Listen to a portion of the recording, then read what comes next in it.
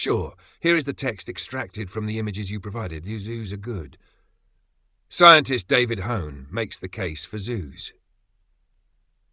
In my view, it is perfectly possible for many species of animals living in zoos or wildlife parks to have a quality of life as high as or higher than in the wild.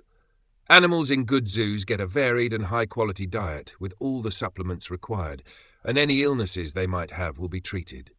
Their movement might be somewhat restricted, but they have a safe environment in which to live, and they are spared bullying and social ostracism by others of their kind. They do not suffer from the threat or stress of predators or the irritation and pain of parasites or injuries. The average captive animal will have a greater life expectancy compared with its wild counterpart and will not die of drought, of starvation, or in the jaws of a predator. A lot of very nasty things happen to truly wild animals that simply don't happen in good zoos, and to view a life that is free as one that is automatically good is, I think, an error. Furthermore, zoos serve several key purposes. Firstly, zoos aid conservation. Colossal numbers of species are becoming extinct across the world, and many more are increasingly threatened and therefore risk extinction. Moreover, some of these collapses have been sudden, dramatic and unexpected, or were simply discovered very late in the day.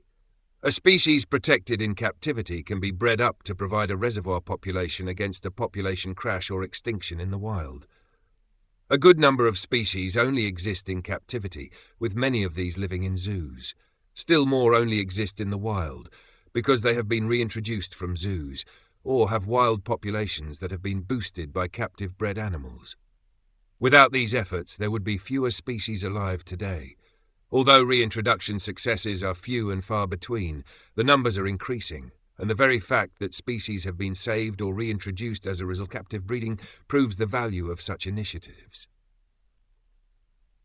Zoos also provide education. Many children and adults, especially those in cities, will never see a wild animal beyond a fox or pigeon. While it is true that television documentaries are becoming ever more detailed and impressive, and many natural history specimens are on display in museums, there really is nothing to compare with seeing a living creature in the flesh, hearing it, smelling it, watching what it does, and having the time to absorb details. That alone will bring a greater understanding and perspective to many, and hopefully give them a greater appreciation for wildlife, conservation efforts, and how they can contribute. In addition to this, there is also the education that can take place in zoos through signs, talks, and presentations, which directly communicate information to visitors about the animals they are seeing and their place in the world. This was an area where zoos used to be lacking, but they are now increasingly sophisticated in their communication and outreach work. Many zoos also work directly to educate conservation workers in other countries, or send their animal keepers abroad to contribute their knowledge and skills to those working in zoos and reserves, thereby helping to improve conditions and reintroductions all over the world. Zoos also play a key role in research. If we are to save wild species and restore and repair ecosystems, we need to know about how key species live, act, and react. Being able to undertake research on animals in zoos where there is less risk and fewer variables means real changes can be effected on wild populations. Finding out about, for example, the oestrus cycle of an animal or its breeding rate helps us manage wild populations. Procedures such as capturing and moving at-risk or dangerous individuals are bolstered by knowledge gained in zoos about doses for anesthetics and by experience in handling and transporting animals.